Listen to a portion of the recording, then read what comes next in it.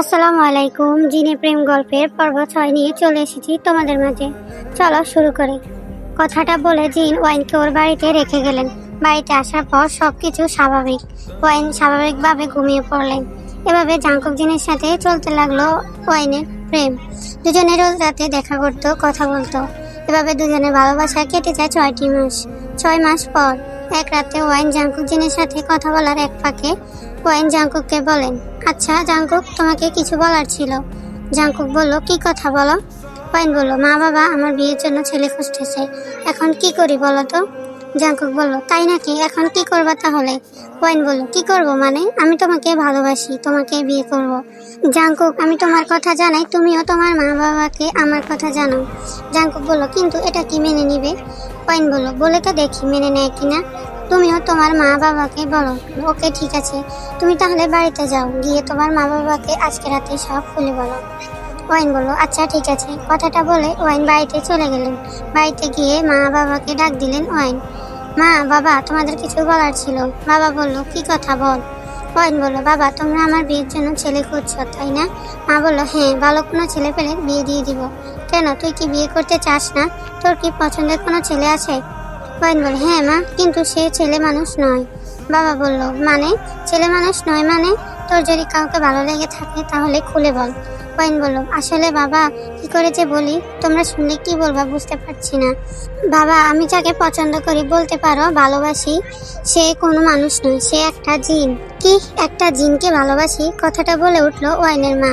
এদিকে কথাটা শুনে ওয়াইনের বাবা বলল, ওহ, এই জন্য অনেকে তোকে কবিরাজ বলে। তোর পছন্দের জিনটা মনে হয় তোর হয়ে কাজ করে তাই না? ওয়াইন বলল, হ্যাঁ বাবা, আমরা দুজন দুজনকে অনেক ভালোবাসি। ও জিন জাতি হলেও অনেক ভালো। মা বলল, যতই ভালো হোক, ও একটা জিন, আমরা এটা মানি না আর মানতে পারি না। বাবা বলল, ওয়াইনের মা চুপ করো, যা হবার হয়ে গেছে, দেরি হয়ে গেছে। ওই জিনটার সাথে ওয়াইনের প্রেম হয়ে গেছে, এখন ওই জিন কখনো ওয়াইনকে ছাড়বে না, আমরা যতই চেষ্টা করি। আমাদের এখন মেনে নেওয়া ছাড়া কিছু করার নেই। ওয়াইন বলল, কি সত্যি বাবা, তুমি মেনে নিচ্ছ? উফ, আমার বিশ্বাসই হচ্ছে না। বাবা বলল, মেনে নিচ্ছি এর মানে এই না এখনই জিনের সাথে তোর বিয়ে দেব, কদিন যাক তারপর, কেমন? এখন ঘুমা, অনেক রাত হয়ে গেছে। কথাটা বলে ওয়াইনের মা বাবা চলে গেলেন। এদিকে ওয়াইন খুশি মনে ঘুমিয়ে পড়লেন। পরের দিন সকালে ওয়াইনের ঘুম ভাঙতে ওয়াইন দেখলেন ওর ফুপা, ফুপি, ফুপাতো ভাই, ছোট খালা, বড় খালা, খালাতো ভাই বোনেরা সবাই আসছে বাড়িতে। সবাইকে দেখে ওয়াইন ওর মাকে উদ্দেশ্য করে বলল, মা, সবাই আসছে কেন বাড়িতে? কোনো অনুষ্ঠান আছে নাকি? মা বলল, হ্যাঁ, তোর বিয়ের অনুষ্ঠান। ওয়াইন বলল, মানে মজা করছে নাকি? মা বলল, মজা না, সত্যি।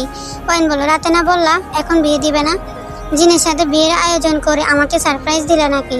মা বলল, জিনের সাথে বিয়ে দিব কে বললো? আজ তোর বিয়ে হবে তোর ফুফাতো ভাইয়ের সাথে। কি, ফুফাতো ভাইয়ের সাথে মানে?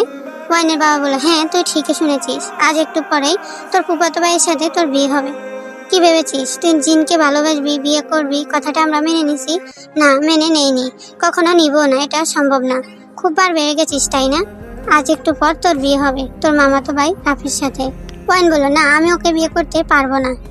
ওয়াইনের কথাটা শুনে ঠাস করে একটা থাপ্পড় দিয়ে ওর বাবা বলল, পারবি না মানে? পারতে হবে। আমি আর একটা কথাও শুনতে চাই না। এই ব্যাগে বিয়ের জন্য যা যা লাগে সব আছে, একটু পরে রেডি হয়ে নিবি। কথাটা বলে ওয়াইনের মা বাবা ওয়াইনকে রুমে আটকে রেখে দরজা বন্ধ করে চলে গেলেন। এটা কি হলো ভাবতে লাগলেন ওয়াইন। ও যে জাংকুক জিনকে অনেক ভালোবাসে, জাংকুককে ছাড়া কাউকে বিয়ে করতে চায় না। মা বাবা জোরাজুরি করে বিয়ে দিচ্ছে। রুমে একা মনে কেঁদে চলেছে ওয়াইন।